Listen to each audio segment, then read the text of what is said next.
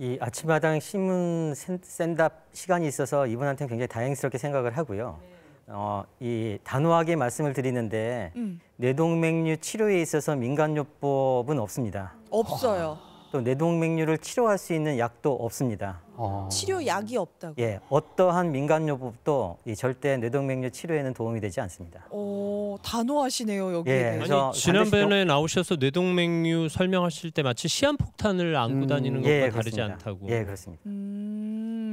절대 안 된다. 그만큼 위험하다는 말씀이신 거죠? 예, 그렇습니다. 그래서 이 뇌동맥류라는 게 뭐냐면 우리 뇌동맥이라는 게 뇌 혈관을 공급해주는 동맥이거든요. 동맥이라는 게 혈압으로 인해서 혈류가 흘러다니게 만드는 공간인데 이 뇌동맥의 벽에 이 뭔가의 원인에 의해서 벽이 약해지게 되면 그 혈압에 의해서 혈관이 풍선처럼 부풀어 오르게 됩니다. 그래서 그 부풀어 오른 모습 자체가 혹처럼 보인다 그래서 한자 류를 갖다 붙여서 뇌동맥류라고 얘기하게 되는데요. 이런 뇌동맥류가 특히나 위험한 이유가 전조 증상이 없어요. 그래서 그 머릿속에 시한폭탄이라고 다들 말씀을 해주시는데요. 네. 이 뇌동맥류가 터져서 나타난 뇌출혈 같은 경우에는 사망률이 25%에서 50%까지 치명적입니다. 사망하신 분들 보게 되면 3명에 1명은 응급실에 도착하기도 전에 돌아가시고요. 한 반가량이 출혈 이후에 30일 이내에 사망을 하시게 됩니다. 이 터져서 수술을 성공적으로 한다 하더라도 어떤 심각한 후유장애를 남긴 경우가 많은데 이 그런 생명을 건진 분들의 한 반 정도가 장애로 이 고생을 많이 하십니다. 근데 질문자분께서는 이 추운 날씨에 각별히 조심을 해야 되는데 뇌동맥류를 커지게 만들고 터지게 만드는 위험인자로 잘 알려진 게 고혈압입니다. 날씨가 춥잖아요. 혈압이 올라갈 수밖에 없다 그랬죠. 특히나 주의가 필요합니다. 아니 그러면은 뇌동맥류를 그래도 다행히 발견하셨다고 했잖아요. 그러면 무조건 발견을 조기에 했다. 무조건 치료를 해야 되는 건가요? 없애야 되는 건가요? 뇌동맥류가 발견됐다 그래서 모두 다 치료하는 건 아닙니다. 물론 이제 뇌동맥류가 터져서 뇌출혈이 됐다 그러면 치료를 반드시 해야 되는데요. 터질 위험도를 예상을 해서 이걸 예방적으로 치료할지 말지를 이 의학적인 이 자문을 반드시 구하셔야 됩니다. 그래서 이 터졌을 때 아까 말씀드렸다시피 사망률과 후유증이 높기 때문에 터질 위험도가 높은 뇌동맥류는 예방적 치료가 반드시 필요하고요. 그러면 터질 위험도가 낮은 뇌동맥류라고 하게 되면 그러면 방심을 해야 되는 절대 그러면 안 됩니다.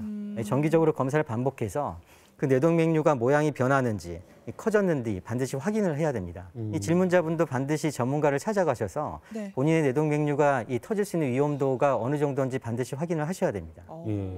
치료를 한다면 그러면 어떻게 치료할 수 있나요? 뇌동맥류 치료의 목적은 이 부풀어 오른 부위에 혈액이 안 가게 만드는 게 치료입니다. 그래서 그 치료 방법은 2가지가 있는데요. 하나는 혈관 밖에서 치료하는 거랑 하나는 혈관 안쪽으로 치료하는 게 있는데요. 첫 번째는 혈관 안쪽으로 치료하는 거는 우리 사타구니 옆에 이 허벅지 동맥을 통해서 길고 가느다란 이 관을 집어넣어서 뇌동맥류까지 접근을 시켜서 이 특수한 금속으로 만든 코일로 거기를 메꿔버립니다. 그렇게 되면 그쪽으로 피가 안 가기 때문에 치료가 되는 거죠.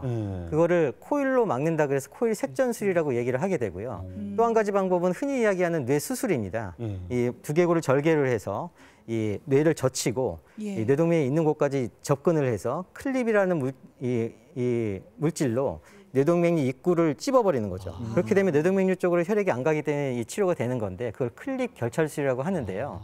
이 뇌동맥류의 크기나 모양이나 또 이 위치나 또 환자분의 상태에 따라서 이 치료가 필요할지 안 필요할지 결정을 해야 되고 또 앞서 말씀드린 그 2가지 치료 방법 중에서 어떤 치료가 그 환자분한테 가장 적합한 치료인지를 판단을 해서 치료를 하셔야 됩니다. 왠지 뇌 수술하면 좀 후유 장애가 남을 것 같아요. 맞아요. 요즘 인지 장애 걱정도 많이 하시는데. 예, 그렇습니다. 그 뇌 수술을 앞두고 있는 환자분들과 가족분들이 상담을 하게 되면요, 뇌질환을 치료할 수 있는 방법이 있겠구나 하는 것에 만족을 하지 않으시고 이 뇌수술 이후의 후유증에 대해서 굉장히 걱정이 굉장히 많으십니다. 근데 하지만 대부분 오해입니다. 이 수술 자체만으로 이 영구적인 후유증은 드물고요. 이 수술의 합병증이 우리가 수술로 인해서 얻을 수 있는 이득보다 훨씬 크다 그러면 결코 치료를 하지는 않습니다. 하지만 그 막연한 두려움 때문에 이 적게 치료를 하지 않아서 이 사망률을 낮추고 이제 후유장애를 최소화시킬 수 있는 기회를 놓쳐버리는 그런 셈이 되기 때문에 반드시 전문가의 권유에 좀 더 귀를 기울이셔야 될 것 같습니다.